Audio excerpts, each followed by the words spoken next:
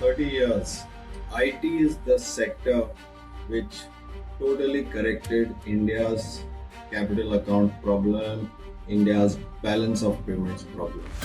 Billions and billions of dollars services, IT services export कर India में जब आए, at that time India, which was forever a foreign exchange deficient country, we could finally relax the FERA, we could ease our import, travel, so many other norms because foreign exchange की कमी almost खत्म हो गई.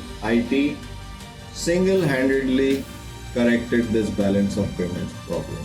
But now, what IT also did is बहुत सारे sectors, education, बहुत सारे fields, mechanical, civil, electrical, सब से talent खींचकर went into IT in the last 30 years. When we have so much dependence on IT, at that time comes AI. The AIization of simple coding, the AIization of lot of things, right from project management, product management to so many things, reduces the number of human involvement. Human involvement, which Indian IT services companies are used to billing on a man-hour model, on a talent man-hour model, not on a lump sum project model as much.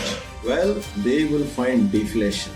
Deflation means the same product, the same services are now to be sold at a lower price.